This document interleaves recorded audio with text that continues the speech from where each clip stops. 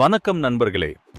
Mister motivational தமிழோட் mister and Mrs podcast நிகழ்ச்சியோட 9வது எபிசோடுக்கு உங்களை வரவேற்கிறோம். நான் உங்க சஞ்சீவ். நான் உங்க கலைவாணி. போன எபிசோட்ல ரொம்ப முக்கியமான பண மேலாண்மை பத்தி பேசணும். குடும்பத்துல யார் பண விஷயத்த முடிவெடுக்கிறதுன்னு ஒரு நல்ல விவாதத்தை பார்த்தோம். ஆமா கலைவாணி, இப்போ நாம மறுபடியும் நம்ம வரலாற்று பகுதிக்கு போகலாம். இன்னைக்கு நாம மகாபாரதத்துல இருக்கிற ஒரு தியாகத்தை பத்தி பேச போறோம். அதுதான் கர்ணன் ஏன் தன் பிறப்பு ரகசியத்தை மறைக்கவில்லை. தியாகமும் முடிவும். கர்ணன் என்றாலே தியாகம், நண்பனுக்காக உயிரையே கொடுத்தவர்னு தான் தெரியும். ஆனா அவருடைய வாழ்க்கையில அவர் எடுத்த முக்கியமான முடிவுகள் என்னன்னு ஆழமா பார்க்கலாம். கலைவாணி, கர்ணன் தான் குந்தியின் மகன், பாண்டவர்களின் அண்ணன்கிறது எல்லோருக்கும் தெரிஞ்ச விஷயம். ஆனா அந்த காலத்துல அரச குடும்பத்துல இந்த ரகசியம் எவ்வளவு முக்கியமாயிருந்திருக்கும்? அதை ஏன் கர்ணன் வெளிப்படுத்தவே இல்லை? அதுதான் சஞ்சீவ், கர்ணனோட குணம். அவருக்கு நட்பு தான் முதல்ல நின்னுச்சு. அவர் கஷ்டப்பட்டு அவமானப்பட்டு இருக்கும்போது துரியோதனன் மட்டும்தான் அவரை கௌரவப்படுத்தி அங்க நாட்டோட அரசனாக்கினார். ஆமா, துரோணராலும் கிருபராலும் அவமானப்படுத்தப்பட்ட கர்ணனுக்கு துரியோதனன் கொடுத்த அந்த நட்பு ஒரு பெரிய கடன் மாதிரி இருந்தது. அதனால கடைசி வரைக்கும் நீ பாண்டவன்னு தெரிஞ்ச பிறகும் அவர் துரியோதனனை விட்டுக் கொடுக்கலை.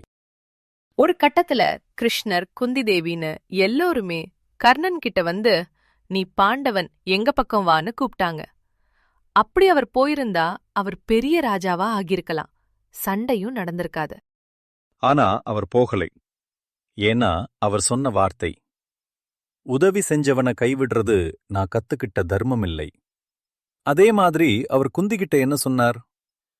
நான் அர்ஜுனன் தவிர மத்த 4 பாண்டவர்களையும் கொல்ல மாட்டேன். உனக்கு எப்பவும் 5 மகன்கள் இருப்பாங்கன்னு வாக்கு கொடுத்தார். அந்த வார்த்தையை கொடுத்ததுதான் கர்ணனோட தனிப்பட்ட தியாகம். அவர் பாண்டவர்களை கொல்லக்கூடிய வாய்ப்பு இருந்தும் அம்மாவோட வார்த்தைக்காக அதை செய்யல. இது ஒரு அரசனுக்குரிய அதிகாரம் இல்ல, ஒரு நல்ல மகனுக்குரிய தர்மம்.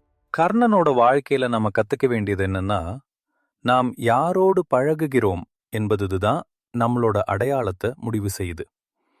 அவர் கெட்டவனான துரியோதனன் கூட இருந்ததால அவர் செய்த நல்ல விஷயங்கள் எல்லாமே மறைஞ்சு போச்சு. ஆனா கர்ணனோட கதாபாத்திரம் இன்னைக்குமே பேசப்படுறதுக்கு காரணம் அவர் செய்த தானம் மற்றும் அவர் யாருக்கும் எதுவுமே இல்லைன்னு தெரிஞ்ச பிறகும் தன் நண்பனுக்காக போராடின உண்மையான நட்பு. இந்த வரலாற்று சம்பவம் நமக்கு சொல்றது என்னன்னா, வாழ்க்கையில சில முடிவுகள் தர்மத்தை முன்னிறுத்தியே எடுக்கணும். அப்போதான் நாம் வாழும் காலத்துக்கு பிறகும் நம்ம குணம் பேசப்படும். நண்பர்களே, கர்ணனோட இந்த தியாகத்தை பத்தி நீங்க என்ன நினைக்கிறீங்க? கர்ணன் எடுத்த முடிவு சரியா தவறா? உங்க கருத்துக்களை கமெண்ட்ஸ்ல சொல்லுங்க. இந்த மாதிரி புராண கதைகள்ல இருக்கிற ஆழமான நீதிகளை நம்ம புரிஞ்சுக்க முயற்சி செய்யணும். இந்த பாட்காஸ்ட் உங்களுக்கு பிடிச்சிருந்தா மிஸ்டர் மோட்டிவேஷனல் தமிழ் சேனலை சப்ஸ்கிரைப் பண்ணுங்க. இந்த எபிசோடுக்கு லைக் பண்ணுங்க, மத்தவங்களுக்கும் ஷேர் பண்ணுங்க. அடுத்த எபிசோட்ல ஒரு புதிய சுவாரஸ்யமான தலைப்போட உங்களை சந்திக்கிறோம். நன்றி, வணக்கம். நன்றி, வணக்கம்.